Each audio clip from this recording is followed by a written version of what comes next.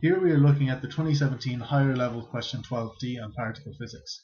So they give us some background to begin with. In the Cockcroft-Walton experiment, accelerated protons collided with lithium nuclei.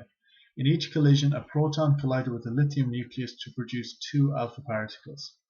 So they move on then to ask us 4 different things, and the 4 things combine to 13 marks. So you don't need to have too much detail to get 3 marks really for each, 3, 3, 3, 3, and 1.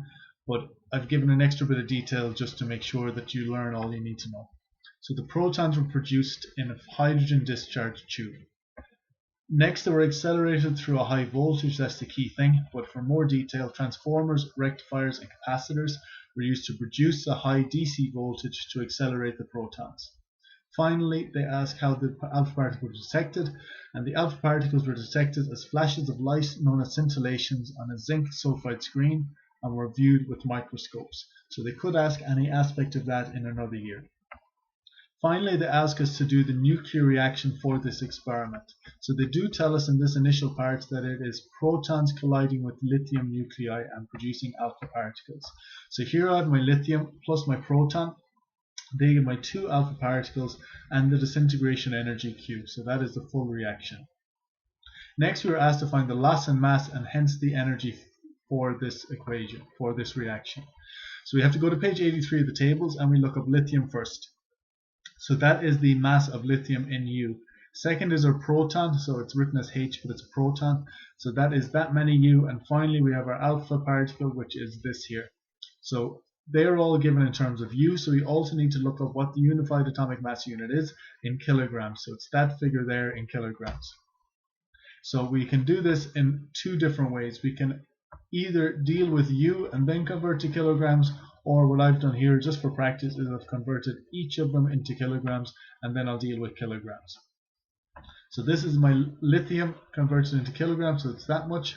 That's my proton it collides with in kilograms, and that there is the alpha particle, the helium nuclei, which is that much in U multiplied by this, which gives me that. So my loss in mass then I have in the beginning the lithium plus the proton, and then I have to take away 2 of these alpha particles, 2 helium nuclei. So that's my equation to get my loss of mass. Again, would have been easier to just keep in U, that plus that, minus 2 of them, and then convert, but I just did it out for extra for practice and seeing where it goes. So we come over here and we have our loss of mass is this much in kilograms, so whichever way you go about it, you should get the exact same figure. Then I need to use, as always, E equals mc squared. So my energy produced is my mass that's gone, my mass that's turned into energy, multiplied by the speed of light, which I got on page 47, squared. And that then gives me this much energy. Then to turn it into electron volts and mega electron volts, I use this conversion factor here. So 1 electron volt is equal to this many joules. That's page 46 of your tables. So divide both sides by that figure, that will give me 1 joule, and then I multiply by this figure here, my energy on both sides, and that gives me my energy in electron volts. So I'm kind of skipping over that, pause it if you like, but I get this many electron volts. I then divide by 6 to turn it into mega electron volts. So that's the amount of energy that was released. Finally, they ask for the historical significance of this experiment. So again, to be exhaustive, I've put down as many as I can think of.